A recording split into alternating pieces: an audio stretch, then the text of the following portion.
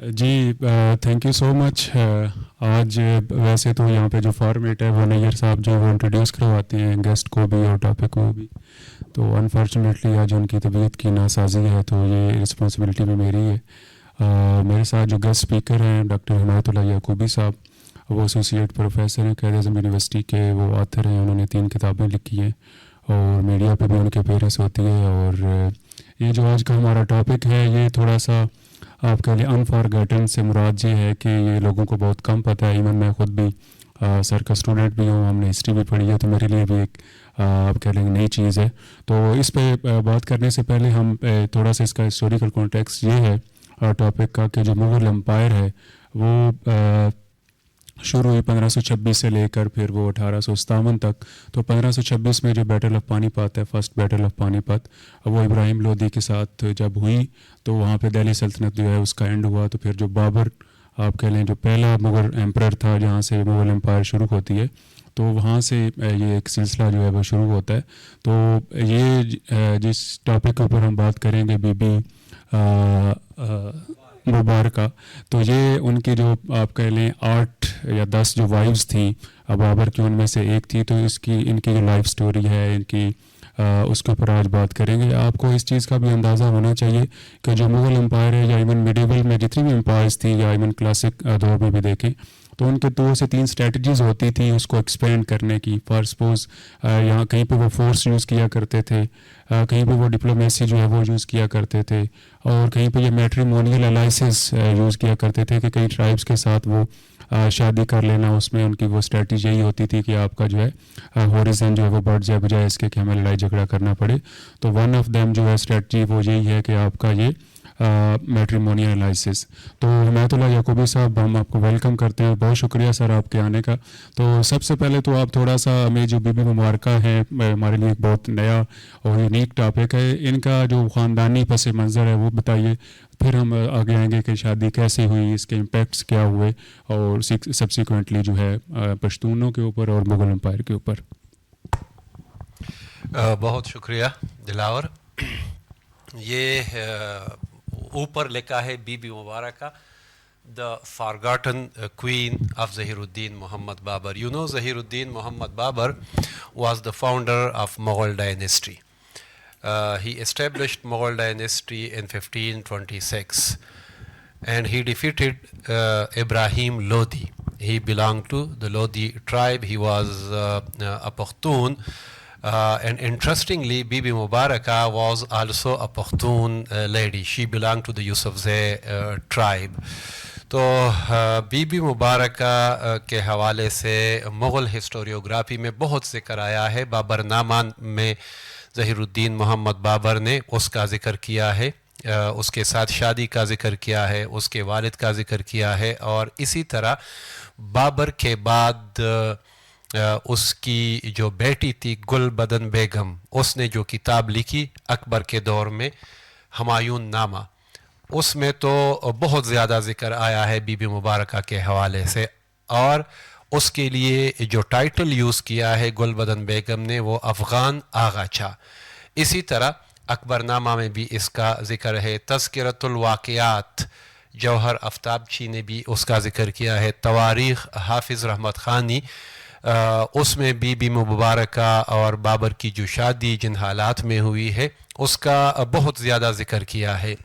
دلاور نے کویسچن کیا اس کی خاندانی پس منظر کا, تو بی بی مبارکہ کا والد ملک شاہ منصور, وہ جو یوسفزئی ٹرائبل کنفیڈریسی تھی, جو قبائلی اتحاد تھا 16 سینچری کے شروع میں یہ قبائلی اتحاد بن گیا تھا, اس کا وہ ایک سرکردہ رہنما تھا.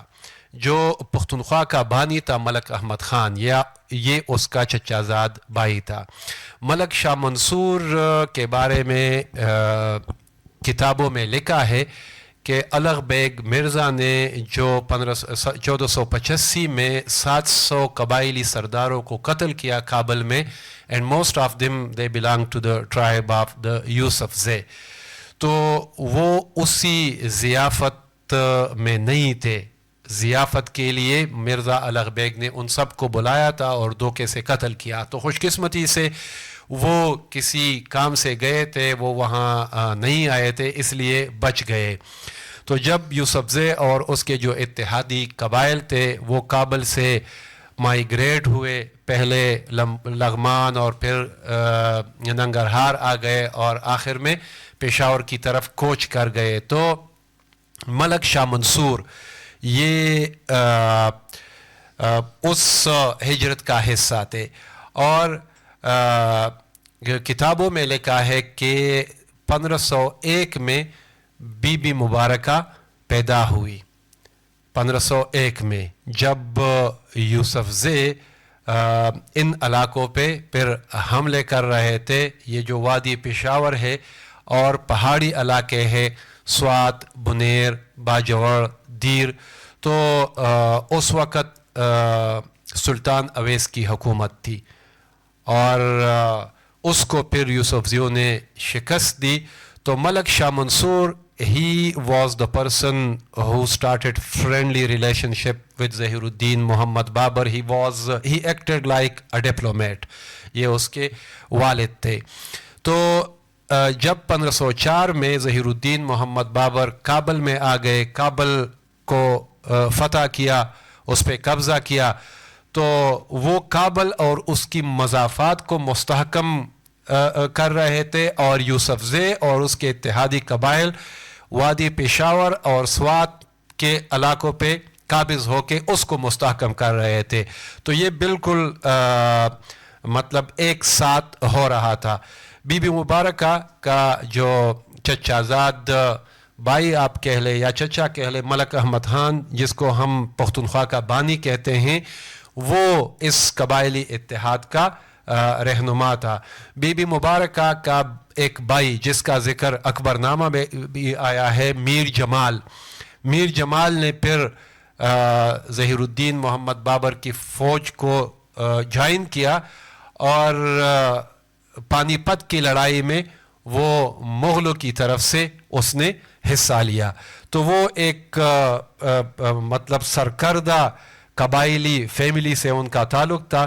ان کے والدین یہ قبائلی رہنماؤں میں سے تھے, اس لیے ظہیر الدین محمد بابر نے اس کے ساتھ جو ہے وہ شادی کی.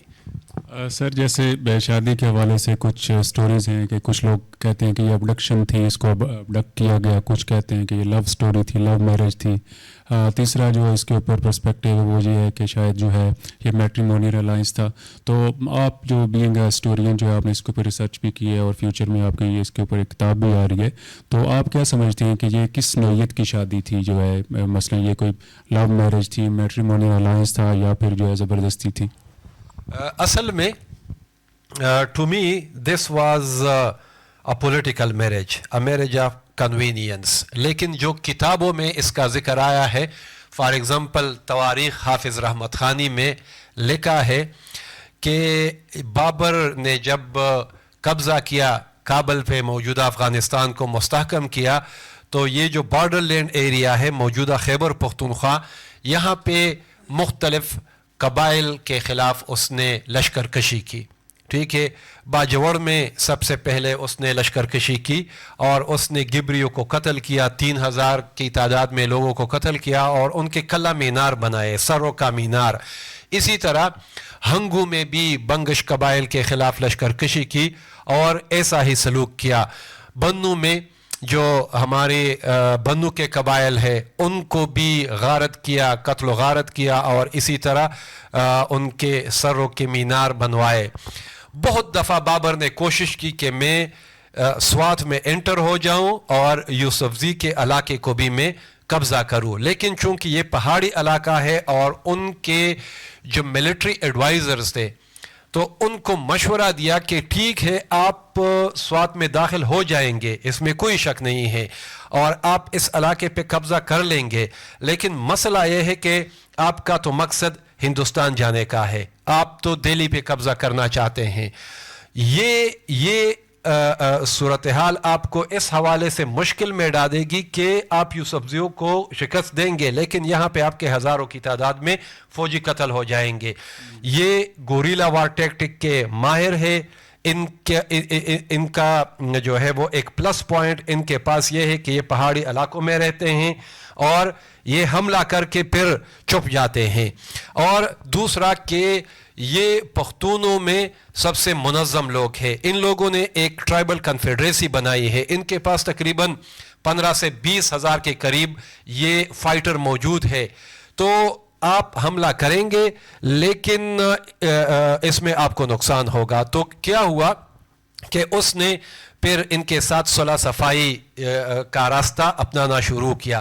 لیکن جو تواریخ حافظ رحمت خانی میں ایک واقعہ کا ذکر ہے کہ بابر ایک ملنگ اور فقیر کے لباس میں یہ بکر عید والے دن یہ چلے گئے وہاں پہ تاکہ خود مجھے اندازہ ہو جائے کہ ان کی سٹرینتھ کیا ہے, ان کی پاور کیا ہے. ایک دو بندے ان کے ساتھ تھے. جب یہ ملک شاہ منصور جو بی بی مبارکہ کے والد تھے ان کے حجرے میں چلے گئے تو لوگ عید کی مبارکبادی کے لیے آ رہے تھے. یہ بھی ایک سائڈ پہ کھڑے ہو گئے اپنے فقیرانہ لباس میں. اندر جب بی بی مبارکہ نے دیکھ لیا کہ یہ تو فقیر لوگ آئے ہیں تو اس نے ایک برتن میں سالن, گوشت اور روٹی لا کے ان کو پیش کیا.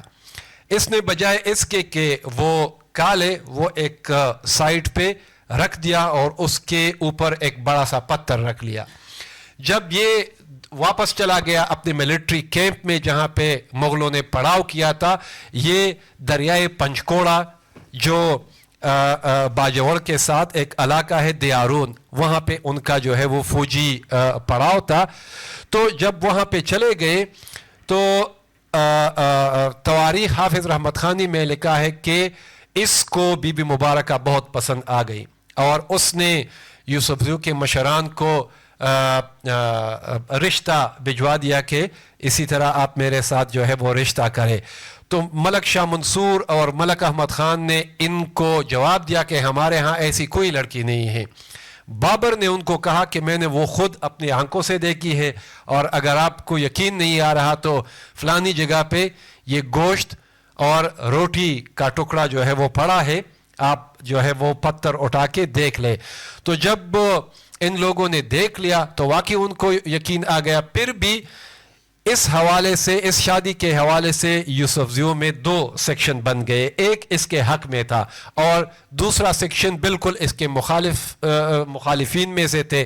وہ سمجھ رہے تھے کہ ابھی ریسنٹلی بابر کے چچا نے ہمارے 800 کے قریب سرداروں کو قتل کیا ہے کابل میں, یہ تو ہمارے ازلی دشمن ہے, ہم ان کے ساتھ کس طرح کا رشتہ کریں. لیکن جو ینگ لوگ تھے, جو سیاسی طور پر زیادہ بالغ تھے, وہ سمجھ رہے تھے کہ دیکھیں سارے قبائل کو بابر نے جو ہے وہ شکست دی, ان کو قتل کیا. اور دوسرا بابر نے اسلام کے اصولوں کے مطابق اور پختونولی کے مطابق رشتہ بھیجا ہے اور وہ ہے بادشاہ.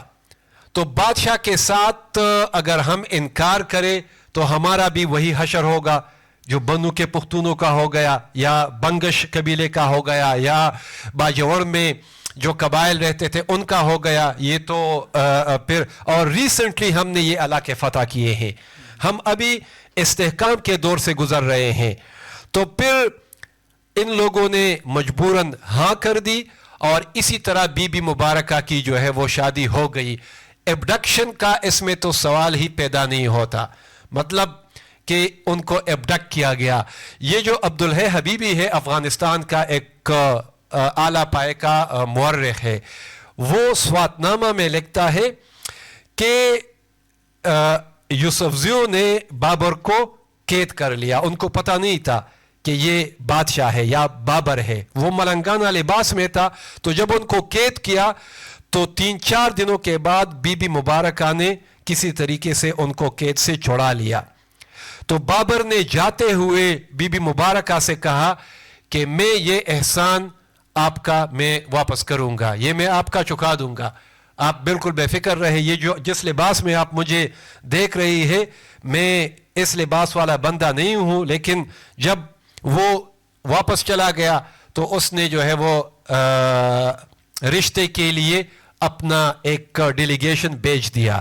تو میرے خیال میں دلاور دیکھے Babar he was an extraordinary politician, diplomat, military commander.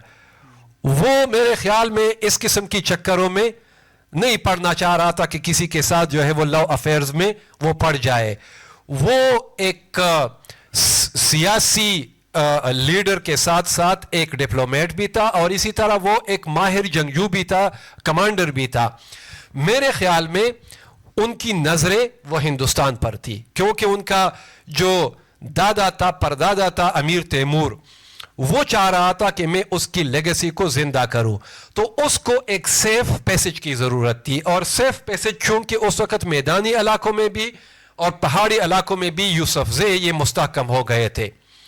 ان کو یہ بالکل پتہ نہیں تھا کہ میں ہندوستان یا دہلی جا کے ضرور ابراہیم لودھی کو شکست دوں گا.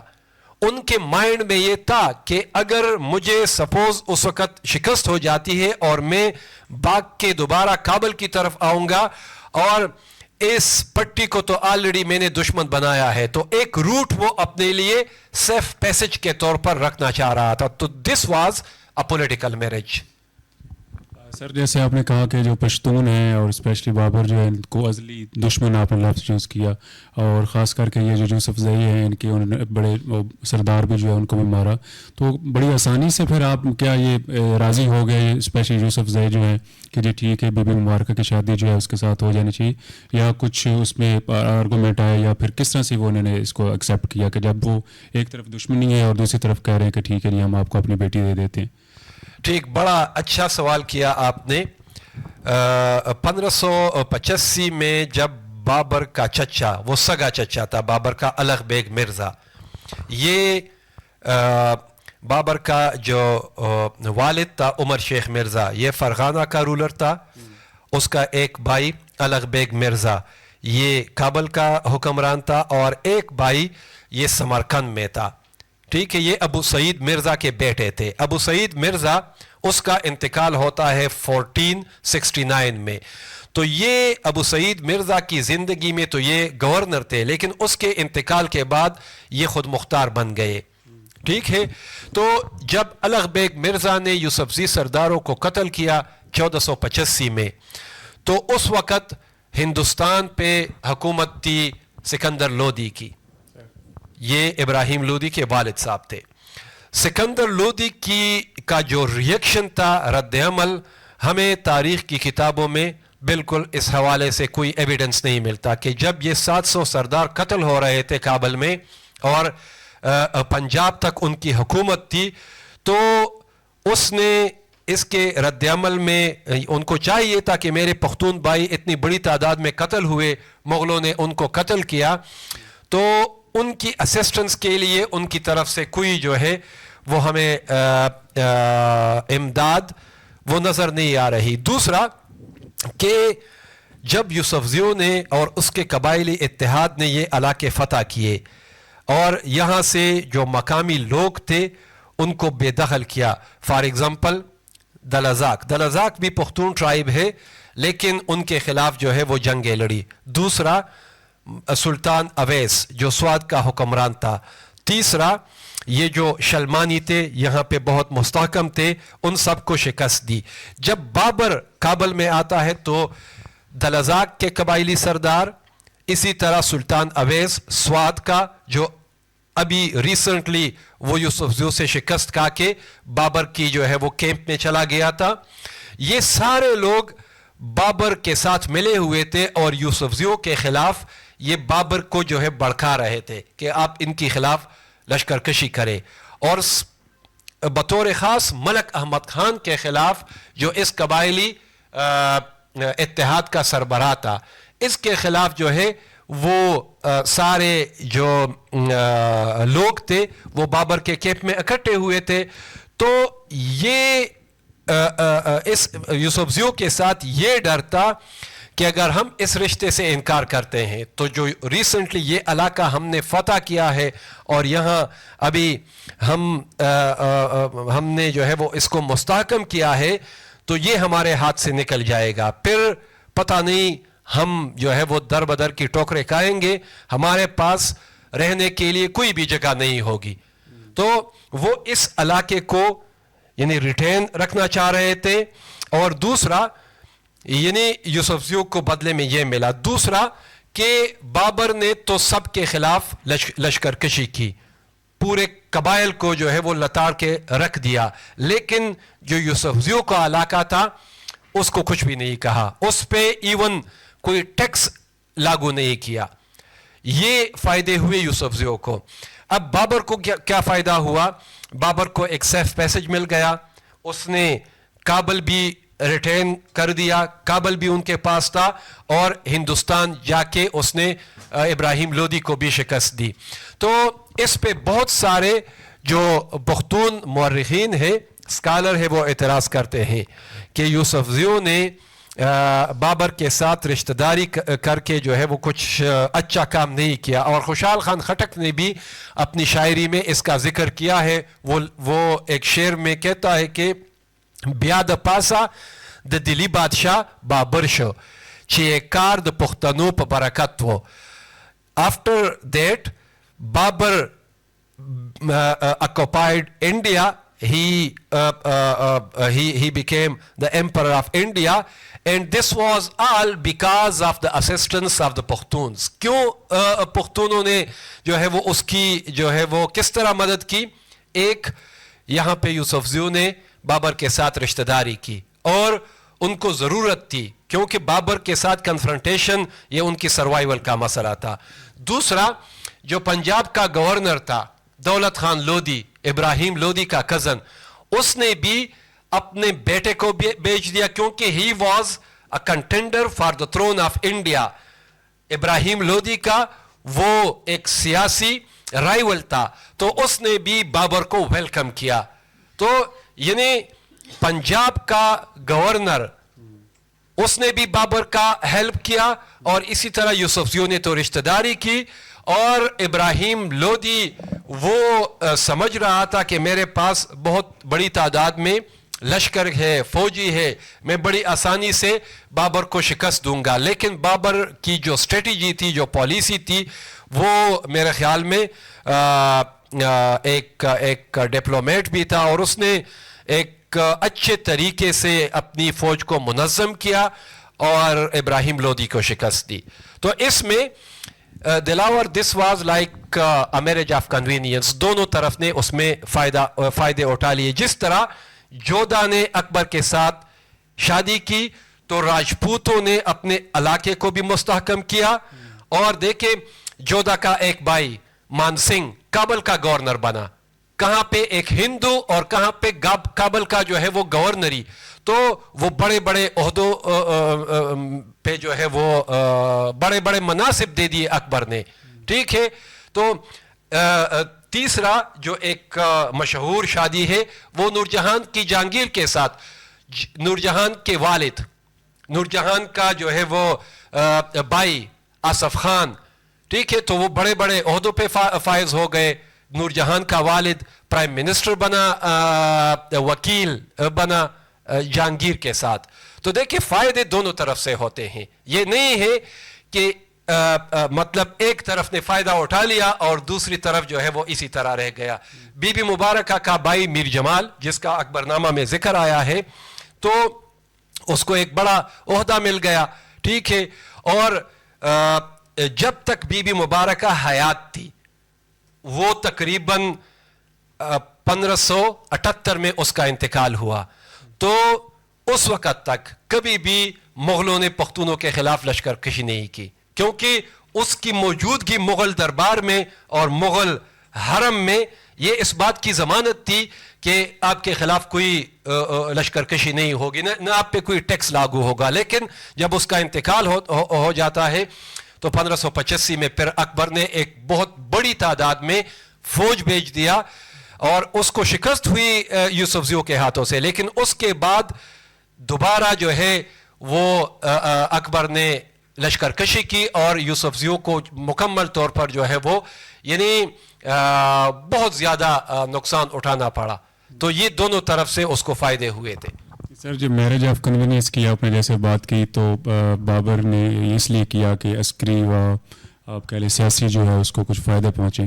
تو آپ نے اوور آل تو انڈیا کی صورتحال بتائی, تو بابر کو اسپیشلی جو آپ کچھ بتا سکتے ہیں چند فائدے اس شادی کرنے کے بعد. ایک تو وہ ہے کہ اس کا راستہ صاف ہو گیا پشتونوں کے ساتھ, انڈیا تک پہنچنے تک وہ آپ کہہ لیں یا دہلی تک جو اوور آل امپائر کو قائم کرنے میں اس کو کیا کیا فائدے ہوئے اس شادی کرنے کے. ایک میر جمال کی سرکردگی میں, Mir Jamal he was the younger brother of Bibi Mubaraka, تو اس کی سرکردگی میں تقریباً 4-5 ہزار کا پختونوں کا دستہ یہ بابر کی فوج میں شامل ہوا. ٹھیک ہے, تو یہ ایک بہت بڑا فائدہ تھا کہ آپ کی جو لشکر میں اتنی بڑی تعداد میں لوگ شامل ہوتے ہیں, اور وہ پھر آگے جا کے he utilized it against ابراہیم لودھی. دوسرا کہ شادی تو ہو گئی 1519 میں, جنوری 1519 میں بی بی مبارکہ کی بابر کے ساتھ شادی ہو جاتی ہے, اور اس وقت یوسف زی ایک شایع نشان اس کے لیے جہیز تیار کر لیتے ہیں. اس کا جو چچا ہے ملک طاؤس خان, جس کا ذکر بابر نے بھی کیا ہے بابر نامہ میں, کہ اس کی چچا بطور وکیل یہ میرے دربار میں آ گیا اور اس نے بی بی مبارکہ کی طرف سے وکیل کے فرائض سر انجام دیے. تو اس نے بابر نے اپنے لیے جو باجوڑ کا روٹ ہے, بابر باجوڑ کے راستے اکثر داخل ہوتا تھا, موجودہ پختونخوا اور پنجاب کی طرف وہ پھر چلا جاتا تھا. although he once also entered through خیبر جو لنڈی کوتل اور جمرود کا علاقہ ہے, تورخم کے راستے. ایک مرتبہ وہ جو موجودہ کرم کا علاقہ ہے جہاں پہ آج کل سیکٹیرین وائلنس اور تو وہ اس کے تھرو آیا ہے. لیکن یہ جو روٹ ہے کنڑ, کابل سے کنڑ, کنڑ سے باجوڑ, باجوڑ سے سوات اور سوات سے پھر میدانی علاقے کی طرف, this was the shortest route. تو بابر نے اس شارٹیسٹ روٹ کو اپنے لیے سیکیور کیا, کیونکہ ان کو پتا تھا کہ میں کابل کو بھی ریٹین کروں گا, اور اگر سپوز میں دلی سے کسی بھی وقت جو ہے وہ کابل کی طرف واپس جاؤں گا تو میں اسی روٹ کے ذریعے چلا جاؤں گا. although یہ جو آخری اس کا حملہ تھا ہندوستان پہ وہ 1525 میں کابل سے نکلا, اور 1526 میں اپریل 1526 میں اس نے ابراہیم لودھی کو شکست دی. وہ پھر he never return to Kabul, اس کی لاش بس کابل کی طرف آ گئی اور وہاں پہ اس کو دفن کیا گیا. تو لیکن اس کو جو ہے وہ میرے خیال میں یوسف زیو سے زیادہ فائدے ملے. سر تو یوسف زئی ان کا آپ نے کہا کہ اس کا جو بھائی تھا اس کو گورنر بھی لگا دیا, شاید وہ انویژنز بھی نہیں کر رہا تھا اس دور جب یہ تھی. تو اوور آل اگر پشتونوں کی بات کی جائے جو اس بیلٹ میں تھے, تو ان کو کیا اس سے فائدہ پہنچا اس شادی سے؟ صرف یوسف زئیوں کی ہم بات نہیں کر رہے, وہ تو ایک ٹرائب ہے نا. اوور آل جو پشتون بیلٹ ہے یا پشتون ہے, ان کو اس شادی سے کیا فائدہ ہوا مغل دور کے اندر؟ یہ قبائلی جنگوں کا زمانہ تھا, اور اس وقت اجتماعیت یا نیشنلسٹ ٹینڈنسیز یا نیشنلسٹ جذبات نہیں تھے. ہر قبیلے کا رد عمل بابر کی طرف قبائلی تھا, وہ اپنے قبیلے کی مفادات کو سیکیور کر رہے تھے. ہر ٹرائبل چیف جس نے کنفرنٹیشن کی بابر نے ان کو یعنی شکست دی. جس نے کنفرنٹیشن کی, بنگشوں نے کوہاٹ میں کنفرنٹیشن کی, بابر لکھتا ہے کہ ان کے خواتین پھر اپنے منہ میں جو ہے وہ گاس ڈال کے میرے سامنے آ گئی, کیونکہ وہاں پہ یہ رواج تھا کہ بس ہم آپ کے سامنے جو ہے وہ سبمٹ ہو رہے ہیں, ہم آپ کو اپنا بادشاہ تسلیم کر رہے تھے. پھر میں نے وہ قتل و غارت گری بند کی. اسی طرح یہ جو باجوڑ میں گبریو کے ساتھ بابر نے کیا, اور دلزاق کو بھی مردان اور کلپانی کے علاقے میں ہزاروں کی تعداد میں قتل کیا. تو میرے کہنے کا مطلب یہ ہے کہ اس وقت نیشنلزم تو ان قبائل میں سرے سے موجود ہی نہیں تھا, ان کا رد عمل قبائلی تھا. تو صرف یہ یوسف زے نسبتاً یہ منظم تھے, اور ان کے جو اتحادی قبائل تھے اس میں محمد زے, گدھون, ترکلانی, عثمان خیل اور اسی طرح یہ جو کچھ اور قبائل, یہ سب سے پہلے ایک ٹرائبل کنفیڈریسی بنی تھی ہمارے موجودہ پختونخوا کے علاقے میں. تو اس وجہ سے بابر نے ان کے ساتھ اتحاد کیا, ان کے ساتھ رشتہ کیا. باقی پختونوں کو دلاور میرے خیال میں کوئی فائدہ نہیں ہوا. سر یہ فائدہ نہیں ہوا تو پھر آپ ہمیں کچھ نقصانات ہی بتا دیں. کیا واقعی میں میرا یہ سوال ہے آن سیریس نوٹ کہ سارے فائدے ہی ہوئے اس شادی سے پشتونوں کو یا پختونوں کو, کہ ان کو کوئی نقصان بھی ہوا اس شادی کی وجہ سے؟ صرف اس قبائلی اتحاد کو فائدہ ہوا. باقی پشتون جو ہیں ان کو ولیم ارسکن اپنی کتاب میں لکھتا ہے کہ باقاعدہ ایک معاہدہ ہوا. That was like a formal agreement between the Yusufzai tribal confederacy and Zaheer uddin Muhammad Babar. اور اس معاہدے میں یہ لکھا تھا کہ the Mughal empire will never impose any tax on this tribal confederacy.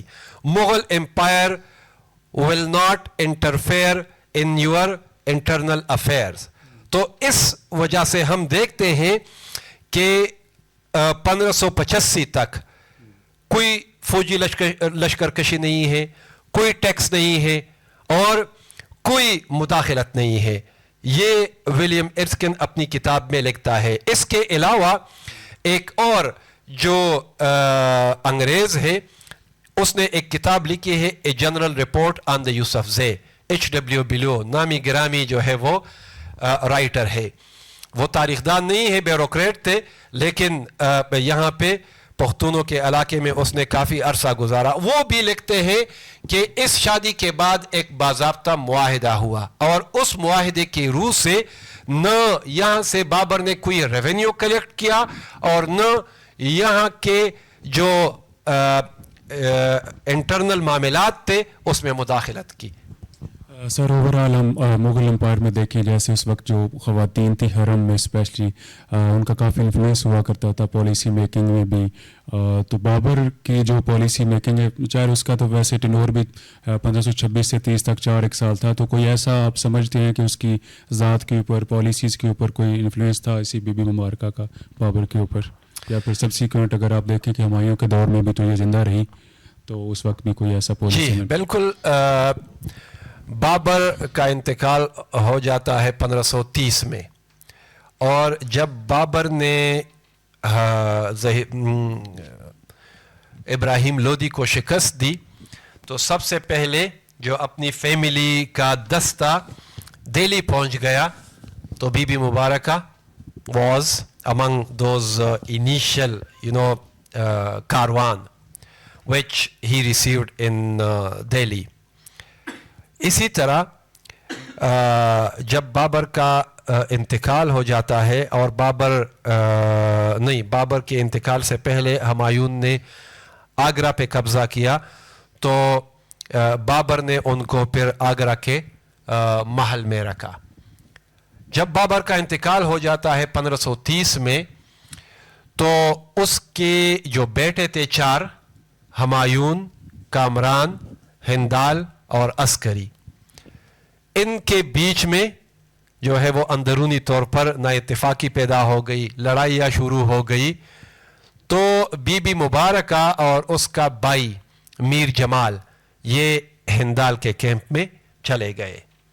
Hindal چونکہ چھوٹا تھا تو اس وجہ سے میرے خیال میں بی بی مبارکہ نے اس کی کیمپ کو جوائن کیا. ہمایوں نامہ میں لکھا ہے کہ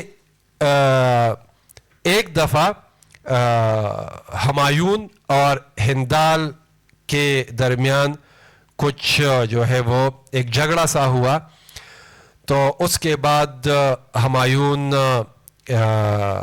اس پہ پچھتایا, اور وہ جب مغل حرم یا مغل محل میں داخل ہوا تو اس نے کچھ خواتین کو بلایا جس میں یہ افغان آغاچا بھی تھی. افغان آغاچا یہ اس کا ٹائٹل تھا. اور مطلب کیا ہوتا ہے سر یہ پشتو کا کوئی لفظ؟ آغاچا مینز بیگم, افغان بیگم, آغاچا تو افغان بیگم. لیکن تذکرۃ الواقعات اور اکبر نامہ میں اس کو بیگا بیگم, بڑی جو ہے وہ کوئین, اس ٹائٹل سے یاد کیا ہے. تو ہندال کے کیمپ میں یہ چلی گئی تھی اور ہمایون نے پھر ان کو کنونس کرنے کی کوشش کی افغان آغاچا کو کہ میں چونکہ افیون کا عادی ہوں اور بعض اوقات جو ہے وہ مجھ سے کوتاہی ہو جاتی ہے, اور میں نے اگر کوئی سخت لفظ استعمال کیا ہے ہندال کے بارے میں تو میں آپ سب سے اس حوالے سے جو ہے وہ معافی مانگتا ہوں. اسی طرح اگر ہم دیکھتے ہیں تو بی بی مبارکہ کا سب سے جو اعلیٰ کارنامہ ہے, خاص طور پر اپنے ہسبینڈ کی ان کے ساتھ جو اٹیچمنٹ تھی بی بی مبارکہ کی, بابر وہ فطری موت مر گیا. اس کے حوالے سے جو قصہ ہے کہ ہمایون بیمار ہوا اور اس نے پھر اللہ تعالیٰ سے دعا کی کہ یہ بیماری مجھے منتقل کرے, اور اس نے جو ہے وہ کچھ چکر لگائے ہمایون کا جو بیٹ تھا تو وہ بابر میں منتقل ہوئی. تو بابر کو انیشلی ہی واز بریڈ ان آگرہ, لیکن بابر نے وصیت کی تھی کہ مجھے کابل میں دفنایا جائے. تو پھر ڈی اسٹیبلائزیشن آ گئی. ہمایون پہلے جو ایک جو یہاں پہ ازبک وار لارڈ تھے ان کے خلاف لشکر کشی میں مصروف ہو گئے, پھر اس کے بعد شیرشاہ سوری کے خلاف بنگال میں, لیکن at the end Sher Shah Suri نے اس کو شکست دی 1539 میں, اور وہ شکست کا کے وہ پرشیا چلا گیا. تو بی بی مبارکہ چونکہ وہ بھی افغان تھی, شیرشاہ سوری بھی افغان تھا, تو کیا ہوا کہ بی بی مبارکہ جب ہمایون کو شکست ہوئی تو وہ بھی کابل میں چلی گئی ہندال اور کامران کے ساتھ. لیکن کچھ دنوں کے بعد ایک وزیر کے توسط سے اس نے شیرشاہ سوری کو اپروچ کیا اور اس کو بتا دیا کہ میرے جو ہسبینڈ تھے بابر, اس نے وصیت کی تھی کہ آپ میری لاش کو جو ہے وہ کابل میں دفنائے. ہم نے تو ابتدائی طور پر ان کو دفنایا ہے آگرہ میں, لیکن آپ مجھے اجازت دے دے کہ میں اس کی لاش کو نکال کے کابل منتقل کروں. تو Sher Shah Suri being an Afghan, اس نے نہ صرف بی بی مبارکہ کو اسسٹ کیا بلکہ ان کی سپرویژن میں ایک دستہ بھی تعینات کیا. ان لوگوں نے بابر کی ریمیننگ کو ادھر سے نکال لیا آگرہ میں جو ان کا قبر تھا, اور ان کو باعزت طریقے سے کابل منتقل کیا, اور باغ بابر جو آج کل کابل میں ہے وہاں پہ جو ہے وہ منتقل کیا. یہ واقعہ یہ انیتی بیورجی نے جو ٹرانسلیشن کی ہے بابر نامہ کی یا اکبر نامہ کی, دونوں میں اس نے جو ہے یہ بیان کیا ہے. اسی طرح تذکرۃ الواقعات میں جوہر آفتابچی نے بھی یہ واقعہ بیان کیا ہے. تو یہ ان کی اپنی شوہر کے ساتھ اٹیچمنٹ تھی, حالانکہ ان کی اور بھی بیگمات تھی بابر کی, ٹھیک ہے, کسی نے بھی اس طرف نہیں سوچا. This was only Bibi Mubarakah that she, this was like a responsibility on her shoulder. اور اس کو یہ لگا کہ میری شوہر کی وصیت کے مطابق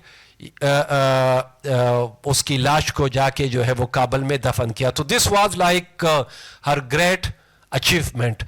لیکن بی بی مبارکہ کے اپنے قبر کے حوالے سے کچھ معلومات نہیں ہے. جمیل یوسفزئی اپنے ایک کتاب میں لکھتا ہے, یہ پختون ایرانی نژاد, اس میں لکھتا ہے کہ لاہور میں جو پختونوں کے بڑے بڑے محلات تھے تو وہاں کہیں جو ہے وہ اس کا قبر ہوگا, لیکن نہ کوئی وہاں پہ کتبہ ہے نہ کوئی نشان ہے. تو ہم یقین سے نہیں کہہ سکتے کہ بی بی مبارکہ کا قبر کابل میں ہے، لاہور میں ہے یا ہندوستان میں ہے، کیونکہ جب ہمایوں دوبارہ ہندوستان پہ قبضہ کرتا ہے اور دوبارہ جو ہے وہ مغل کی حکمرانی کو جو ہے وہ مستحکم کرتا ہے، تو دوبارہ بی بی مبارکہ ہندوستان جا کے وہاں پہ سکونت اختیار کر لیتی ہے۔ سر جیسے آپ نے کہا کہ بی بی مبارکہ کی بہت زیادہ محبت تھی بابر کے ساتھ، ان سینس ظاہر بیویوں کی ہوتی ہے کہ اس کو یہاں سے آگرہ سے وہ جو ہے وہاں پہ کابل لے جانے میں اس نے بہت زیادہ انسسٹ کیا اور اس پہ بات بھی چلی، تو وہ ایک حرم کی پالیٹکس بھی ہوتی ہے، اس میں یہ کہا جاتا ہے کہ جی بی بی مبارکہ ہے، اس کو کوئی ایسا اس وقت آپ کہہ لیں کیمیکل لفظ یوز کر لیں یا کوئی ایسی چیز دے دی گئی کہ اس کی جو فرٹیلٹی ہے اس کو ختم کیا جائے، باقی جو خواتین تھیں جو حرم میں، تو کیا اس میں بھی کوئی سچائی ہے کہ اس کا کوئی بچہ نہیں تھا بابر میں سے نا، اس جو بی بی مبارکہ میں سے؟ تو کیا یہ واقعہ اصل میں لکھا ہے روشن خان نے یوسفزئی قوم کی سرگزشت میں، وہ لکھتا ہے کہ چونکہ مغل اور پختون ایک دوسرے کے رائیول تھے، دشمن تھے، تو حرم کے کچھ خواتین، مغل خواتین وہ سمجھ رہی تھی کہ اگر بی بی مبارکہ سے کوئی اولاد پیدا ہوتی ہے تو وہ پھر مغل تخت پہ قبضہ کر لیں گے، ٹھیک ہے، مغل سیاست پہ قبضہ کر لیں گے، تو اسی وجہ سے ان خواتین میں سے کسی نے کانے میں بی بی مبارکہ کو ایسا کوئی جو ہے وہ سبسٹنس دیا، کوئی چیز دی، کوئی زہر دے دیا جس سے اس کی جو ہے وہ اولاد جو ہے وہ پیدا نہیں ہوئی، اس کی فرٹیلٹی جو ہے وہ ختم ہوئی۔ لیکن میرے خیال میں یہ اس میں کوئی صداقت نہیں ہے، وہ اس لیے نہیں ہے کہ دیکھیں جودھا بائی سے بھی تو اکبر کی کافی جو ہے وہ اولاد پیدا ہوئی، ٹھیک ہے، لیکن وہ مغل رہی، وہ ہندو نہیں ہوئے، ٹھیک ہے، جہانگیر خود بھی اس سے جو ہے وہ پیدا ہوا، تو اکبر نے اور بھی اپنے بیٹوں کی شادیاں جو ہے وہ ہندو جو ہے وہ لیڈیز کے ساتھ کی تھی، اور سب کی ماشاءاللہ اولادیں پیدا ہوئی، لیکن they were trained like Mughals, not Hindus or Rajput۔ تو میرے خیال میں اس چیز میں کوئی صداقت نہیں ہے۔ دوسرا، دلاور آپ دیکھ لیں، نور جہان she was Persian، Ghiyas Beg کی بیٹی تھی، لیکن دیکھیں اس کا بھی جو ہے وہ اولاد پیدا ہوئی، اور آل دو کے جو تخت کے لیے جھگڑے وغیرہ ہو رہے تھے اس میں نور جہان نے ایک ایکٹیو کردار ادا کیا، اور اس کے بھائی آصف خان نے بھی، لیکن یہ ڈر ان کے ساتھ نہیں تھا کہ پرشین وہ مغل دربار پہ یا مغل تخت پہ قبضہ کریں گے۔ تو میرے خیال میں اس میں کوئی صداقت نہیں ہے، نہ روشن خان نے اس حوالے سے کوئی سائنٹیفک اور اتھینٹک جو ہے وہ ہمیں کوئی پروف دی ہے کہ واقعی اس طرح کا کوئی واقعہ ہوا ہے۔ سر اس پہ تو ہم نے بات کی، اب تھوڑا آڈینس سے بھی کویسچنز لیں گے۔ آپ میرے استاد بھی ہیں، آپ سے پڑھا بھی ہے، تو ہسٹری کا میں اسٹوڈنٹ ہوں، آپ بھی ظاہر ہسٹری کے استاد ہیں، تو ہسٹوریوگرافی کے حوالے سے تھوڑا سا ایک تو باتیں ہم کرتے ہیں کہ اوور آل دیکھا جائے تو ہسٹری کے بارے میں یہ کانسیپٹ ہے کہ جی فارسپوز یا پاسٹ کی کہانیاں کس سے ہوتے ہیں، اور وہ بھی ان لوگوں کے بادشاہوں کے یا پھر آپ کہہ لیں کہ جنگوں کی کہانیاں، تو کیا واقعی یہ اس کا تھیم ہوتا ہے ہسٹری کا، جو کہ میرے خیال میں تو نہیں ہوتا، جو ہم اپنے بڑا آڈینس کے لیے بتا دیں۔ اور دوسرا سر میں یہ کہنا چاہوں گا کہ اگر وہ پاسٹ کی باتیں ہوتی ہیں جیسے آج ہم نے کی بھی، تو وہاں پہ صرف مرد ہی مرد ہمیں نظر آتے ہیں، بابر، ہمایوں، شیر شاہ فلاں، جو خواتین کی بہت کم مثلاً بات ہے کہ جو ہسٹوریوگرافی کے اندر ذکر کم ہے، حالانکہ ان کا کنٹریبیوشن بھی ہو سکتا ہے سوشل بھی، پولیٹیکل بھی، تو اس کی کیا وجہ ہے سر؟ یہ دو سوالات ہیں کہ ایک اسکوپ کیا ہے ہسٹری کا، اور دوسرا یہ ہے کہ خواتین اور عام بندوں کی ہمیں بات بہت کم نظر آتی ہے ہسٹری کے اندر۔ ایک تو ہمیں ہسٹری میں جینڈر مین اسٹریمنگ کی بہت سخت ضرورت ہے۔ بی بی مبارکہ پہ کوئی کام نہیں ہوا ہے، کوئی سندی کام نہیں ہوا ہے، نہ ان پہ کوئی ایم فل کا تھیسس ہے، نہ ان پہ کوئی پی ایچ ڈی کا تھیسس ہے، تو یہ میرے خیال میں ہماری نالائکی ہے کہ ایسی اہم شخصیت جس نے ایک بہت زبردست کردار ادا کیا، اور مغلوں اور پختونوں کے تعلقات میں بی بی مبارکہ کا ایک اعلیٰ کردار ہے، لیکن کسی کو پتہ نہیں ہے، میرے خیال میں کسی کو یہ بھی پتہ نہیں ہے کہ بابر کی ایک جو ملکہ تھی وہ یوسف زئی تھی، ٹھیک ہے، حالانکہ کتابوں میں اس کا ذکر ہے لیکن اس پہ کام نہیں ہوا ہے، ٹھیک ہے۔ اسی طرح آپ نے سکوپ کے حوالے سے بات کی، لیکن سکوپ سے پہلے ایک دو خواتین کا میں ضرور بات کرنا چاہوں گا۔ دیکھیں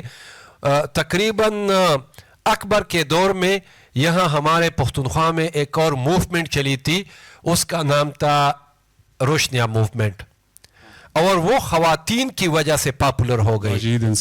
Bayazid Ansari was the leader and the founder of that movement. اس میں خواتین نے ایک متحرک کردار ادا کیا، اور اسی طرح اس کی ایک پوتی نے، سر یہ باچا خان کو دیکھ لیں، ان کی موومنٹ میں خواتین سر، بایزید انصاری کی ایک پوتی، اس کا نام تھا بی بی آلائی، اس نے اس موومنٹ کو لیڈ کیا، لیکن اس پہ کام نہیں ہے تو کسی کو پتہ نہیں ہے۔ اسی طرح شابوڑے ایک خاتون تھی جو مردانہ لباس میں مغلوں کے خلاف اس نے جو ہے وہ جنگیں لڑی، اور پھر اس وقت جو مغل فوجی کمانڈر تھا اس نے اس کی بہادری کی تعریف کی۔ تو ہمیں یعنی جنڈر مین سٹریمنگ کی تو اشد ضرورت ہے۔ رضیہ سلطانہ کا بھی سر ذکر ہے، رضیہ سلطانہ کا، یا جو خدائی خدمتگار تحریک میں جو خواتین کا حصہ ہے، میرے اور آپ کے استاد محترم سید وقار علی شاہ جو آج کل پروفیسر ایمیریٹس ہے، اس نے پشتنی خزے کے نام سے ایک کتاب لکھی ہے، تو وہ قصے ہیں لیکن ریئل سٹوریز ہے، حقیقی کہانیاں ہیں۔ تو ہمیں یہ جو ہے وہ میرے خیال میں جن خواتین کا ذکر تاریخ کی کتابوں میں آیا ہے، جن کا جو ہے وہ جس نے متحرک کردار ادا کیا ہے، ہمیں ان پہ جو ہے وہ تحقیق پاکستان موومنٹ میں اگر دیکھیں تو بہت زیادہ خواتین کردار ہے۔ سر میرا سیکنڈ لاسٹ کویسچن وہ کوئکلی یہ ہے کہ ابھی خواتین کی پولیٹیکل پارٹیسپیشن کے حوالے سے موجودہ دور میں بات کریں، ہسٹری کا ایک مقصد پڑھنے کا یہ بھی ہوتا ہے کہ وہاں سے ہم لیسن ڈرا کرتے ہیں تاکہ فیوچر میں ہم بہتر کوئی پلاننگ کر سکیں۔ تو جو خواتین کی پولیٹیکل پارٹیسپیشن ساؤتھ ایشیا کے اندر اسپیشلی اگر دیکھیں تو اسٹل کچھ ایسے آپ کہہ لیں کہ ٹرینڈز ہیں کہ ان کو ڈسکریج کیا جاتا ہے، مسائل ہیں، ایشوز ہیں، مثلا ان کی فیملی کی طرف سے بھی ہیں، ہمارے معاشرے کی طرف سے بھی ہیں، تو یہ کیوں کیسی صورتحال ہے؟ آگے ہم دیکھیں کہ یہ تو ہم مغل دور کی بات کر رہے ہیں کہ اس وقت خواتین اتنی انفلوئنشیل تھیں، مثلا وہ شادی کے حوالے سے آپ نے کہا پالیسی میکنگ کے، لیکن اسٹل ابھی بھی ہم دیکھیں، ہم کہتے ہیں کہ جی ہم ابھی 21 سینچری میں تو خواتین کے مسائل ہیں، تو اس کو کیسے اوور کم کیا جا سکتا ہے؟ اسپیشلی ہمارے جو رورل ایریاز ہیں، پنجاب سے میں ہوں، آپ پختونخوا سے ہیں، تو وہاں پہ تو زیادہ مسائل ہے ایز کمپیئر ٹو سٹیز جو ہیں، تو خواتین کی پولیٹیکل پارٹیسپیشن کے حوالے سے میرے خیال میں اگر ہم اس حوالے سے اپنے خواتین کو ایجوکیٹ کرے تو وہ قابلیت میں لڑکوں سے کوئی کم نہیں ہے، اور مسئلہ یہ ہے کہ جو ہمارا طرز زندگی ہے یا جو ہمارے سماج کے جو ٹرینڈز ہیں، تو اس حوالے سے اس کو بدلنے کی ضرورت ہے۔ ہم سمجھتے ہیں کہ اگر کوئی خاتون جو ہے وہ باہر جاتی ہے تو وہ اس کو جو ہے وہ اس میں کوئی شک نہیں ہے کہ اس کو چیلنجز ہوتے ہیں، وہ مردوں کی نسبت زیادہ مشکلات فیس کرتی ہے، لیکن اگر ہم ان کو ایجوکیٹ کریں اور ان کو وہی فیسلٹیز دے دیں جو ہم اپنے جو ہے وہ لڑکوں کو دیتے ہیں، تو میرے خیال میں سماج کے جو رویے ہیں وہ تبدیل ہوں گے۔ اور ہم دیکھتے ہیں کہ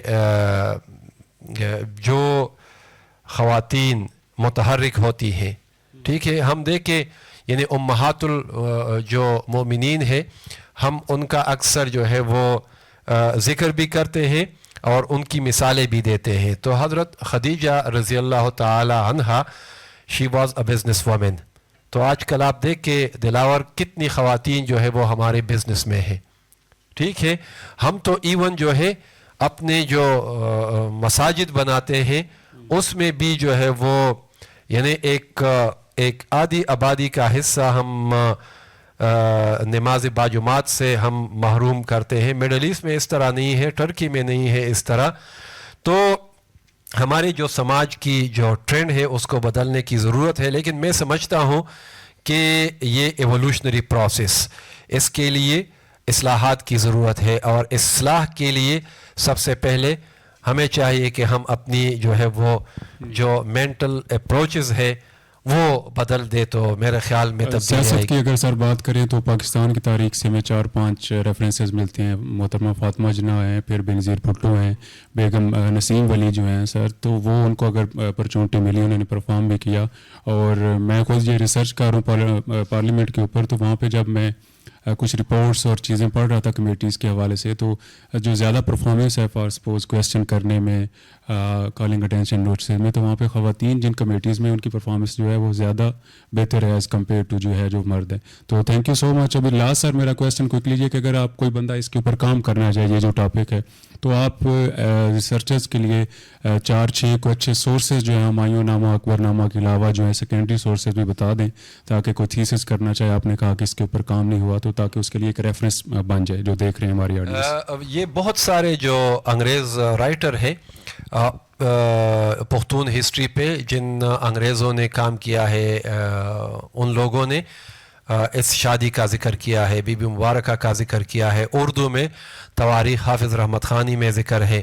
اسی طرح شہیدہ روشن خان نے ایک کتاب لکھی ہے, اور اللہ بخش یوسفی نے بھی اس کا ذکر کیا ہے.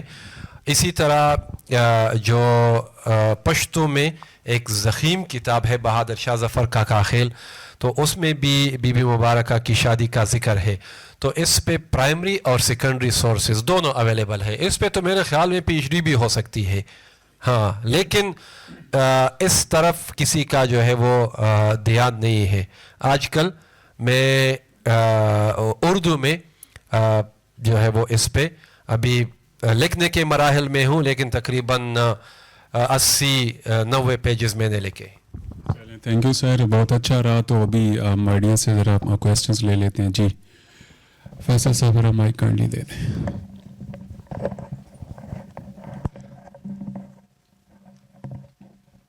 ڈاکٹر معاذ اللہ صاحب, یعقوبی صاحب, آپ جب بھی آتے ہیں بہت اچھا ڈاکومنٹ لاتے ہیں ہسٹری پر, اور آپ کی سیکوینسنگ بہت اچھی ہوتی ہے, اور صحیح معنوں میں ہمیں ہسٹری کو جو ہے نا وہ ایک ری اویکننگ کال کے طور پر لیتے ہیں.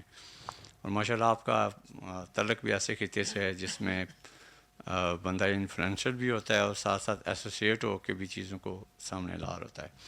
اچھا, ایک تو جو 1530 کا جو ہمایوں اور وہ 4 یعنی کہ ان کے بیٹے بھائی وغیرہ تھے, یہ 1530 سے 1554 تک کا گیپ کیسے فیل ہوتا ہے؟ پھر آتے ہیں اکبر بادشاہ آتے ہیں, اور 1604 تک یعنی 50 سال انہوں نے مطلب ہے کہ رول کیا اس سب کنٹیننٹ کو. اور ہم یہ دیکھتے ہیں کہ پھر انہوں نے, اچھا اس میں یہ ہے کہ ان پر کون سی قوتیں یا محرکات جو ہے وہ فال ان ہوئے کہ ان کا عقیدہ کافی خراب ہوا, دین الہی وغیرہ بنایا اور اس طرح کی. تو وہ یہی چیز ہمیں آج تک قبائلیوں میں پائی جا رہی ہے. قبائلی طرز فکر اسلام زیادہ پایا جاتا ہے بنسبت اسپرٹ آف اسلام اور ٹرو اسلام جو ہے وہ. دوسرا یہ ہے کہ کیا یہ جو علاقو خان کے یا چنگیز خان کے پوتے تھے, تیمور خان, جن کے پوتے تھے بابر ظہیر الدین, یہ تھوڑا سا ہسٹری کا آپ کا کویسچن کیا ہے؟ میں خود معذرت کے ساتھ 4-5 چیزیں آپ نے ہائی لائٹ کر دی. I am unable to understand your question. What is your question, please? ایک تو یہ کہ 1530 تک 1554 تک اکبر بادشاہ کے آنے سے پہلے کا جو یہ گیپ ہے یہ کیسے فل ہوتا ہے, یا ہسٹری میں کون سے کارنامے یا کارہائی نامہ جو شخصیات ہیں. اور پھر جو اکبر بادشاہ آتے ہیں, اور پھر 1600 میں جو ہے وہ ایسٹ انڈیا کمپنی آ جاتی ہے انگریزوں کی. تو کیا اس میں کوئی یہ منگول وغیرہ یہ کوئی تیار کر کے لائے گئے تھے کہ پھر اس کے بعد ایسٹ انڈیا کمپنی آنی ہے اور ایک ویک پرسن ہونا چاہیے, پھر اس کے دربار میں داخل ہوا جائے, اور طریقے سے انگریز جو ہے وہ یہاں پر داخل ہوا. اگر آپ نے ہسٹوریوگرافی مغلس کے اوپر پڑھی ہو سر ود یور پرمیشن تو وہاں پہ تو کوئی ایسا گیپ نہیں ہے. اکبر کے بعد بابر کے بعد ہمایوں آتا ہے, ہمایوں کے بعد دلاور جس گیپ کی یہ بات کر رہا ہے کہ 1539 میں دیکھیں Humayun he succeeded his father in 1530. 1539 تک تو وہ برسر پیکار رہا مختلف دشمنوں کے ساتھ, لیکن 1539 میں شیر شاہ سوری نے ان کو شکست دی اور sorry dynasty was established in India. تو سوریوں نے 1554 تک حکومت کی سوریوں نے, اور 1554 میں دوبارہ ہمایون ایران سے آ کر دوبارہ اس نے جو ہے وہ مغل ڈائنیسٹی کو ری اسٹیبلش کیا. تو یہ ہمایون کی جو ہے وہ اور 50 سال ان کے پھر 1600 اور پھر اکبر آ گئے. یعنی ہمایون نے دوسری دفعہ میرے خیال میں سال سے کم عرصہ تک حکومت کی اور پھر اپنی لائبریری کی سیڑھیوں سے گر کر اس کا انتقال ہوا. تو اس کے بعد اس کا بیٹا اکبر سکسیڈڈ ہمایون. تو کتابوں میں لکھا ہے کہ Zahir uddin Muhammad Babur established Mughal dynasty but Akbar establish Mughal empire. Dynasty الگ چیز ہے اور امپائر, تو empire was established by Akbar. اور دوسرا جو آپ کا سوال ہے کہ جو تیمور خان پوتا تھا چنگیز کا, اس میں نہیں اس میں تو کوئی صداقت نہیں ہے کوئی, وہ تو وہ تو دیکھے مغل اتنے کمزور ہو گئے کہ انگریز آ کے پھر ہندوستان پہ جو ہے وہ ان لوگوں نے قبضہ کیا. اور دوسرا وہ دین الہی کے بارے میں ایک صرف لائن بولوں گا, پھر آپ کائنڈلی جو ہے دین الہی جو ہے آپ نے اگر کائنڈلی اس کے پڑھ لیں اس کو پرائمری اور سیکنڈری سورسز اور بڑی اس پہ تو کتابیں ہیں, یہ ہم نے سر سے بھی پڑھا بہت سارے لوگوں سے. تو دین الہی کوئی ایسا کوئی نیا دین نہیں تھا, اس میں کچھ لوگ ایسے پورٹریٹ کرتے ہیں کہ اکبر نے اپنے آپ کو کوئی شاید ایسے کلیم کر لیا کہ میں خدا ہوں, اور وہ اس طرح سا ایک ٹائپ آف عبادت خانہ وہاں پہ ایک چیز تھی. سارے جو علماء تھے وہ کرسچن ہندو مسلمان بیٹھتے تھے کہ ہماری جو سملیرٹیز ہیں فار سپوز یا ڈس سملیرٹیز ہیں ان کے اوپر جو ریکنسلیشن کی بات ہوئی تھی تو یہ کرتا. ہاں, اور یہ بتایا جاتا ہے کہ اس کا جو بیٹا تھا ظاہر وہ ہندو عورت سے تھا جہانگیر, اور اس کی ڈائنیسٹی سے یہ جو ہے وہ گاندھی آئے. نہیں اس میں کوئی تعلق نہیں تھی. اور کوئی سوال پلیز. اچھا چلے لاسٹ پوائنٹ, جو ہمارے ہاں جو نا یہ میرجز ایک لحاظ سے رائز اینڈ فال میں کافی رول ادا کرتی ہیں. حاکم زرداری صاحب جو تھے وہ ضیاء الحق صاحب کے دوست تھے, انہوں نے ان پر انفلوئنس کر کے بینظیر بھٹو کی شادی کرائی تھی, اور مقصد یہ تھا کہ آگے جا کے پیپل پارٹی کو جو ہے وہ ڈیمیج کریں گے. ضیاء الحق صاحب تو فوت ہو گئے, لیکن واقعہ جو ہے وہ زرداری صاحب پیپل پارٹی کو لے بیٹھے اور محترمہ کا بھی جو ہے وہ خاتمے کا باعث بنے. اس میں لیڈیز جو ہے وہ تاریخ میں ہمیشہ انویزیبل سولجرز کے طور پر رہی ہیں, جس طرح بی بی مبارکہ صاحبہ ہیں.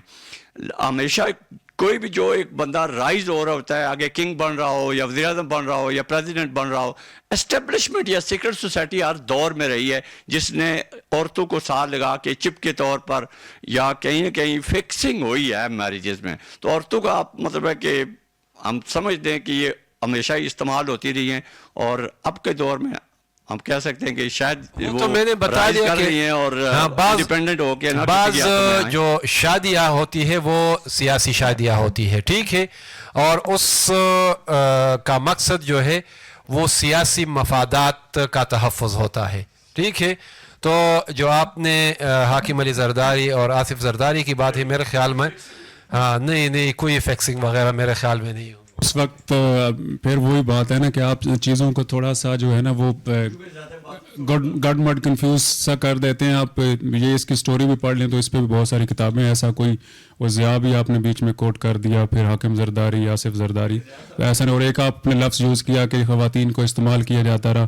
استعمال اور یوز وہ ٹول نہیں ہے. جو شادیاں جو ہیں وہ ہم نے بات یہاں سے شروع کی تھی کہ یہ ون آف دا اسٹریٹجیز ہوتا تھا کہ اس کو میٹریمونیل الائنسز جو ہم بات کر رہے ہیں نا, تو اس کے لیے ہوتا رہا میرے خیال میں. باقی تو خواتین کو یوز کرنا اور یہ طرح سے جو آپ کہہ رہے ہیں اس سے کوئی نہیں. جی تھینک یو سو مچ سر کہ آپ نے ایک اس طرح ٹاپک پہ ہمیں بتایا. لائک جب میں خود میرے سے کویشچن کیا گیا تھا ایک انٹرویو میں کہ آپ پشتون ہیں، تو میں نے کہا یس ہسٹورین ہوں. تو وہ کہ بابر کے ایک پٹھان خاتون بیوی بھی تھی، تو اس وقت میں نے نہیں بتایا. تو جب یہ میں نے دیکھا تو اسی وجہ سے میں آ بھی گیا اس کو سننے میں. میرے 2 سوال ہیں. فرسٹ یہ کہ جو یہ شادی ہوئی ہیں اس میں آپ نے تھوڑا سا تو بتا دیا کہ بی بی مبارکہ کے پرسنل ٹریٹس کیا وہ شریوڈ تھیں پولیٹیکلی، یا جو یہ شادی اتنی کامیاب جو آپ بتا رہے ہیں کہ اتنے دونوں طرف سے، کیا یہ جو ٹرائب تھا اس وجہ سے یہ شادی کامیاب ہوئی یا بی بی مبارکہ کے پرسنل کوالٹیز کی وجہ سے؟ سیکنڈ جو میرا سوال ہے کہ وہ اکبر کے دور میں بھی زندہ تھیں، تو اکبر کے دور میں ان کی کنٹریبیوشن یا اکبر نے کس طرح ان کو ڈیل کیا، اور آل آف سڈن جب ان کی ڈیتھ ہو جاتی ہیں تو ایک دم سے ریلیشن خراب ہو جاتے ہیں. تو یہ جو ریلیشن ہے اس ٹرائب کی وجہ سے خراب ہوتے ہیں یا ان کی ڈیتھ جو ہے وہ؟ تھینک یو سو مچ. جو آپ کا پہلا کویشچن ہے کہ ان میں کتنی حد تک کوالٹیز تھی بی بی مبارکہ میں، تو no doubt she was a capable lady. وہ ایک ایسے قبائلی سردار کی بیٹی تھی جو سیاسی طور پر ایک متحرک گھرانہ تھا. ٹھیک ہے، ان لوگوں نے قربانیاں بھی دی، اور ایک کتاب میں لکھا ہے کہ جب ان کی جو ہے وہ ڈولی کو پہنچا دیا گیا، ان کے لیے ایک عالیشان جو ہے وہ خیمہ تیار ہوا تھا. تو جب بابر انٹر ہوا تو اس نے بابر کے ساتھ جو پہلی کنورسیشن ہے کہ آپ چونکہ بادشاہ ہے تو آپ میری جولی میں میری جو ہے وہ پختونوں کے لیے اور یہ قبائلی اتحاد کے لیے ان کی جو ہے وہ جو بچاؤ ہے، جو پروٹیکشن ہے، وہ میری اس جولی میں ڈال دے، اور آپ میرے ساتھ یہ وعدہ کریں کہ آپ اس قبائلی اتحاد کے خلاف کوئی حملہ یا لشکر کشی نہیں کریں گے. تو بابر نے اس کے ساتھ وعدہ کیا. دوسرا اولف کیرو لکھتا ہے دی پٹھان میں کہ دیکھیں عبدالحق، جب آپ بابرنامہ پڑھتے ہیں نا تو بابرنامہ میں جتنے بھی آج کل کے پختون قبائل ہیں، ٹھیک ہے، اس نے سب کا ذکر کیا ہے. جو قبائل جہاں پہ رہائش پذیر تھے ان کی جگہوں کا بھی ذکر کیا ہے، ان کی علاقوں کا بھی ذکر کیا ہے، ان کی صوفیاء کرام کا بھی ذکر کیا ہے، ان کی ثقافت کا بھی ذکر کیا ہے، پختون ثقافت کا. تو اولف کیرو کے مطابق یہ ساری چیزیں پختون ثقافت کے حوالے سے، پختون زبان کے حوالے سے، یہ اس نے بی بی مبارکہ سے سب کچھ سیکھ لیا تھا. He learn all these things from Bibi Mubaraka, کیونکہ وہ تو اکثر جنگیں کیا کرتا تھا، ایک سیاستدان تھا، ایک فوجی کمانڈر تھا. ان کے پاس تو اتنا ٹائم عبدالحق نہیں ہوتا تھا کہ کسی سماج میں جا کے ان کو اسٹڈی کرے. تو اس نے یہ ساری چیزیں، یہ سارے علاقے پختون ثقافت کے حوالے سے یہ سب کچھ بی بی مبارکہ سے لرن کیا تھا. تو اس میں کوئی شک نہیں ہے کہ جو خاتون اول ہوتی ہے یا جو ملکائے ہوتی ہے ان میں اپنی کیپیبلٹیز ہوتی ہے. ٹھیک ہے، تو میرے خیال میں بی بی مبارکہ بھی ایک متحرک ملکہ تھی، اور اس نے مغل حرم میں اور محل میں بہت ایک اعلیٰ پائے کا کردار ادا کیا تھا. اس میں بہت ساری جو ہے وہ قابلیت تھی. اور کوئی کویسچن کسی کا؟ جی ہاں پلیز. Thank you sir. میں آپ کے انیشلی 2-3 لیکچرز شاید اٹینڈ نہیں کر سکا. پختون کلچر کی ایز سچ آپ نے کافی بات کی، ان 3-4 لیکچرز آپ نے دیے. سر کیا آپ سمجھتے ہیں پختون کلچر جو ہے وہ ایک ساؤتھ ایشین کلچر ہے؟ کیونکہ کبھی بھی پختون اس چیز کو سمجھ نہیں سکے جو مغل سمجھتے تھے، اور مغلوں نے جس طرح رول کیا وہ تو انتہائی چلاک اور مکار لوگ تھے. وہ یہاں کے لوگ وہاں کرنے اور یہاں کے لوگ ان کو بادشاہت کے صحیح طریقے آتے تھے. اور یہ ہم جنرلی دیکھیں تو پختون اور پنجاب اور ساؤتھ ایشیا میں اتنی کوئی میرجز انٹر میرجز بھی نہیں ہیں. جیسے یہ ایک مثال ہے تو یہ ایک بڑی یونیک مثالیں ہیں. مطلب پختون کلچر جو ہے وہ ایک نارتھ ویسٹ فرنٹیئر پروونس جیسے انگریز نے نام رکھا تھا. تو اس کو ہم سے صحیح معنوں میں ساؤتھ ایشین کلچر نہیں کہہ سکتے. اس کی اور ساؤتھ ایشیا سے اتنی کمپیٹیبلٹی نہیں ہے. ساؤتھ ایشین کلچر بیسیکلی ہندو کلچر جو ایک بڑا کمپلیکیٹڈ اور اس میں بڑی لوگوں کو سکسیس کرنے کے لیے بڑے طریقے, اور پختون کلچر ایک بڑا اسٹریٹ فارورڈ اور سمپلسٹی کے اوپر اور بڑی حق بات اور سچ بات پہ چلنے والا کلچر ہے. تو آپ سمجھتے ہیں کہ کیا مغلوں کے رول جو ہیں وہ اسی لیے کامیاب رہے کہ وہ ساؤتھ ایشیا کو صحیح سمجھے, اور پختون جو ہے وہ صحیح معنوں میں ساؤتھ ایشیا کی طرف آ نہیں سکے اور صحیح رول نہیں کر سکے.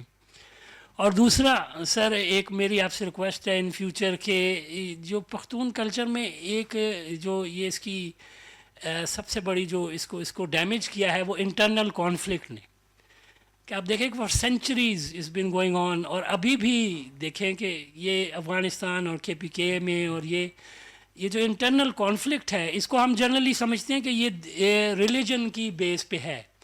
Religion is part of it, پر یہ ایک پختون نیچر میں بھی ہے اپارٹ فرام گڈ ایٹریبیوٹس کہ پختون ایک دوسرے سے جو ہے نا کافی لڑنے میں بہت جلدی کر دیتے ہیں, اور it's been going on and on, اور یہ ان کی پروگرس کو بڑا روکا ہے. اسی نے شاید ان کو رول کرنے سے بھی کامیاب نہیں ہونے دیا صحیح معنوں. جی ٹھیک ہے. جو آپ کا پہلا کنسرن ہے یا کویسچن ہے کہ پختون ساؤتھ ایشین کلچر ہے پختون ولی یا نہیں ہے, یا ساؤتھ ایشیا کو سمجھنے میں ان سے کوئی کوتاہی ہوئی ہے, تو میرے خیال میں نمبر 1 پختون ولی یا Pakhtun culture south Asian culture ہے, اور ساؤتھ ایشیا میں جتنے بھی آج کل اقوام بستے ہیں وہ سنٹرل ایشیا اور افغانستان سے آئے ہیں. ٹھیک ہے. دوسرا کہ تاریخ میں ہم دیکھتے ہیں تو پختونوں نے ساؤتھ ایشیا پہ حکومت کی. خلجی بعض لوگ کہتے ہیں کہ وہ یعنی ترک تھے, لیکن بعض لوگ کہتے ہیں کہ وہ غلزے جو آج کل غلجی ہے وہ پختون ہے. جو علاؤ الدین خلجی, جلال الدین خلجی, ان لوگوں نے ہندوستان پہ حکومت کی. خوشحال خان خٹک بھی اپنے ایک شعر میں وہ لکھتا ہے کہ چپا اصل کی غلجی د ولایت وہ. علاؤ الدین خلجی کے بارے میں وہ لکھتا ہے کہ وہ غلزے تھا, اور غلزے پختونوں میں ایک قبیلہ ہے. دوسرا اہم مثال میں آپ کو دوں گا لودھیز. بہلول لودھی وہ تو لودھی تھے, اور ہندوستان پہ لودھی کے بعد ان کے بیٹے سکندر لودھی اور اس کے بعد ابراہیم لودھی نے حکومت کی. تیسرا دلاور سوری, شیر شاہ سوری, عادل شاہ سوری, اسلام شاہ سوری, وہ بھی پختون تھے. اس میں کوئی شک نہیں کہ سیاسی بالغ نظری میں مغل ان سے آگے تھے, لیکن وہ ساؤتھ ایشین تھے. اور آپ دیکھیں کہ جو آج کل پاکستان میں جو اقوام بستے ہیں, پختون, پنجابی, سندھی, بلوچی, میں تو سمجھتا ہوں کہ ہماری ثقافت ایک ہی ہے. صرف ایک جو ہمارے میں ایک ڈیفرنس ہے وہ زبان کا ہے. ہماری شادی کے جو ٹریڈیشن ہے ایک ہے, ہماری غمی کی جو ٹریڈیشن ہے وہ ایک ہے, ہماری سماج کی جو آپ دیکھ لیں ساخت وہ ایک ہی ہے. صرف آپ ایک زبان ان کو دے دیں تو میرے خیال میں سب کچھ, اس میں کوئی شک نہیں ہے کہ کچھ اختلافات ضرور ہوں گے, لیکن زیادہ تر جو ہماری ثقافت ہے وہ ایک ہی ہے. اگر زبان کی یہ جو اختلاف ہم نکال دیں, زبان ہماری سب کی جو ہے وہ الگ الگ ہے, تو ثقافت میرے خیال میں ایک ہی ہے. آپ دیکھ لیں, ہماری لباس کو دیکھ لیں, ہماری جو ہے وہ یعنی ایک بچہ پیدا ہوتا ہے جتنی سرمنیز جو ہے وہ جس طرح سرمنیز اور سیلیبریشن پنجاب میں ہوتی ہے اسی طرح ہمارے پختونوں میں بھی ہوتی ہے. اس میں کوئی شک نہیں ہے کہ کچھ اختلافات ہے. دوسرا جو آپ نے جھگڑے وغیرہ پختونوں میں بالکل یہ ایک بات ہے. اور عبدالغفار بابا جس کو فخر افغان بھی کہتے ہیں جس کا جو ہے وہ ایک کردار رہا ہے وہ بھی اس نے بھی کہا ہے کہ پختونوں نے ایک بات پہ اتفاق کیا ہے کہ ہم کبھی بھی متفق نہیں ہوں گے. ہاں ٹھیک ہے تو اس بات پہ ان لوگوں نے اتفاق کیا ہے.